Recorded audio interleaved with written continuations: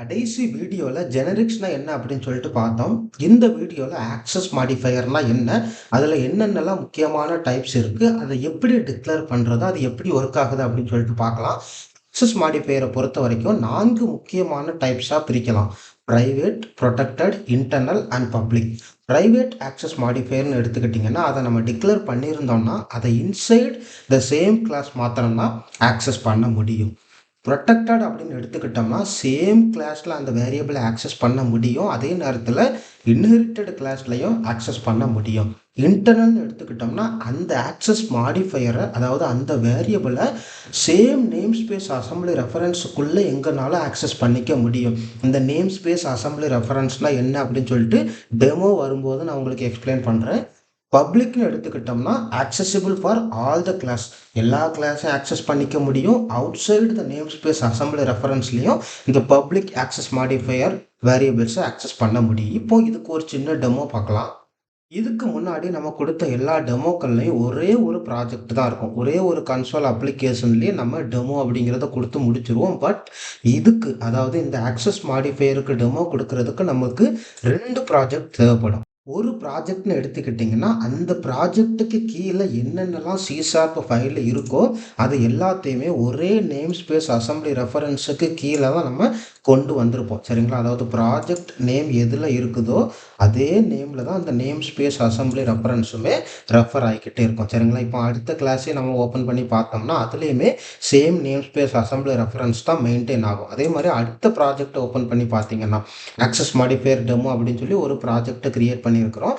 அதுக்கு இன்சைடு உள்ள கிளாஸை ஓப்பன் பண்ணி பார்த்தோம்னா அதில் நேம் ஸ்பேஸ் நேம் வந்து ப்ராஜெக்ட் நேமுக்கு ஈக்குவலாக தான் இருக்கும். இப்போ இந்த சின்ன இன்ஃபர்மேஷனை நீங்கள் மைண்டில் வச்சுக்கோங்க. ஏன்னா நம்ம இந்த ஆக்சஸ் மாடிஃபையர் எக்ஸ்பிளைன் பண்ணும்போது இந்த நேம் ஸ்பேஸ் அப்படிங்கிறது உங்களுக்கு கண்டிப்பாக தேவைப்படும். முதல்ல சிஷார்ப் டுட்டோரியல் ப்ராஜெக்ட்டுக்கு இன்சைடு உள்ள கண்ட்ரி அப்படிங்கிற கிளாஸை வந்து நான் ஓப்பன் பண்ணுறேன். சரிங்களா? அந்த கண்ட்ரி அப்படிங்கிற கிளாஸில் வந்து ஒரே ஒரு வேரியபிளை டிக்ளேர் பண்ணியிருக்கிறோம். கண்ட்ரி நேம் அப்படிங்கிற வேரியபிளை டிக்ளேர் பண்ணியிருக்கிறோம். இந்த கண்ட்ரி நேம் வேரியபிளை இன்சைடு த சேம் கிளாஸ் வந்து ஆக்சஸ் பண்ண ட்ரை பண்ணுறோம். அதே மாதிரி இன்ஹெரிட்டட் கிளாஸில் ஆக்சஸ் பண்ண ட்ரை பண்ணுறோம். அவுட் சைடு த கிளாஸ் வந்து ஆக்சஸ் பண்ண ட்ரை பண்ணுறோம். அதே நேரத்தில் அவுட் சைடு த ப்ராஜெக்ட் கூட ஆக்சஸ் பண்ண ட்ரை பண்ணுறோம். அதாவது outside the name space assembly ரெஃபரன்ஸ்லேயும் ஆக்சஸ் பண்ண ட்ரை பண்ணுறோம். சரிங்களா? ஒரு வேரியபிள் டிக்ளேர் பண்ணியிருக்கும் போது பை டிஃபால்ட்டாக அந்த வேரியபிளுடைய ஆக்சஸ் மாடிஃபையர் வந்து ப்ரைவேட்டாக தான் இருக்கும். சரிங்களா? நீங்கள் ப்ரைவேட்னு டிக்ளேர் பண்ணியிருந்தாலும் சரி, டிக்ளேர் பண்ணலனாலும் சரி, இந்த வேரியபிளுடைய ஆக்சஸ் மாடிஃபையர் வந்து ப்ரைவேட்டாக தான் இருக்கும். சரிங்களா? இப்போ ப்ரைவேட் வந்து என்ன பண்ண முடியும்னா இன்சைட் த சேம் கிளாஸ் வந்து ஆக்சஸ் பண்ண முடியும்.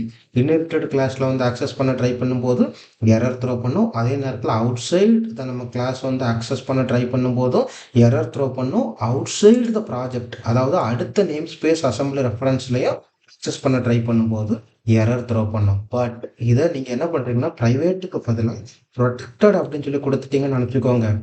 சேம் கிளாஸில் ஆக்சஸ் பண்ண முடியும். இன்ஹெரிட்டட் கிளாஸ்லேயும் ஆக்சஸ் பண்ண முடியும். இங்கே பார்த்தீங்கன்னா எரர் போயிடுச்சு. பார்த்தீங்களா? இன்ஹெரிட்டட் கிளாஸில் வந்து எரர் போயிடுச்சு. பட் நீங்கள் வந்து அவுட் சைடு த கிளாஸ் பார்த்தீங்கன்னா எரர் இருக்கும். ஏன்னா ப்ரொடெக்டட் வந்து இன்ஹெரிட்டட் கிளாஸில் மட்டும்தான் ஆக்சஸ் ஆகும். அவுட் சைடு த அசம்பிளி ரெஃபரன்ஸ்லேயே என்ன ஆகும்? எரர் இன்னும் இருக்க தான் செய்யும்.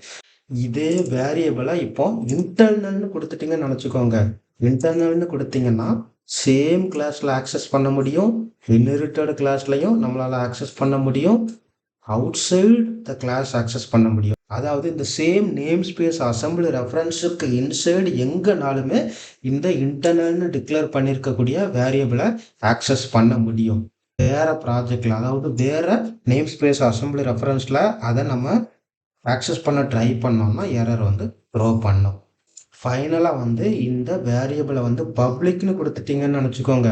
பப்ளிக்னு கொடுத்துட்டோம்னா எங்கனாலும் ஆக்சஸ் பண்ண முடியும். சரிங்களா? இன்சைட் த கிளாஸ் வந்து ஆக்சஸ் பண்ண முடியுது. இன்ஹெரிட்டட் கிளாஸில் ஆக்சஸ் பண்ண முடியுது. அவுட் சைடு த கிளாஸ் வந்து ஆக்சஸ் பண்ண முடியுது. சரிங்களா? அதாவது வேறு கிளாஸ் நேம், ப்ரோக்ராம் அப்படிங்கிற கிளாஸில் நம்மளால அந்த கண்ட்ரி நேம் அப்படிங்கிற வேரியபிளை ஆக்சஸ் பண்ண முடியுது. சரிங்களா? And outside the name space assembly ரெஃபரன்ஸ்லையும் நம்மளால் என்ன பண்ண முடியுது? பப்ளிக் வேரியபிளை ஆக்சஸ் பண்ண முடியுது. இந்த நேம் ஸ்பேஸ் பார்த்தீங்கன்னா வேறு, நம்ம வேரியபிள் டிக்ளேர் பண்ணியிருக்கிற நேம் ஸ்பேஸ் வேறு. பட் நம்மளால் ஆக்சஸ் பண்ண முடியுது. எப்படி ஆக்சஸ் பண்ண முடியுதுன்னா அந்த சிஷார்ப் பேஜில் வந்து ஆன் த டாப் ஆஃப் வந்து யூஸிங் தட் நேம் ஸ்பேஸை நம்ம டிஃபைன் பண்ணி அதை ரெஃபர் பண்ணியிருக்கணும். சரிங்களா? இப்போ உங்களுக்கு புரிஞ்சிருக்கும்னு நினைக்கிறேன். எப்படிலாம் இந்த ஆக்சஸ் மாடிஃபையர் ஒர்க் ஆகுது அப்படின்னு சொல்லிட்டு. இந்த ஆக்சஸ் மாடிஃபையர்ல 2 முக்கியமான கொஸ்டின் நெறைய இன்டர்வியூல கேட்பாங்க. நெறைய பேரு இத தப்பா சொல்லுவாங்க. சரிங்களா? நல்லா தெளிவா இந்த இன்டர்வியூ கொஸ்டின பார்த்துக்கோங்க. What is the default access modifier for class? உடனே நெறைய பேரு பிரைவேட் அப்படின்னு சொல்லிருவாங்க. பட் இன்டர்னல் அப்படிங்கிறது தான் சரியான பதில். அடுத்த question what is the default access modifier for variable அப்படின்னு கேட்டாங்கன்னா, பிரைவேட் அப்படின்னு சொல்லி ஆன்சர் சொல்லிக்கலாம். சரிங்களா? இப்போ உங்களுக்கு புரிஞ்சிருக்கும்னு நெனைக்கிறேன். ஏதாவது டவுட் இருந்துச்சுன்னா கேளுங்க. நன்றி.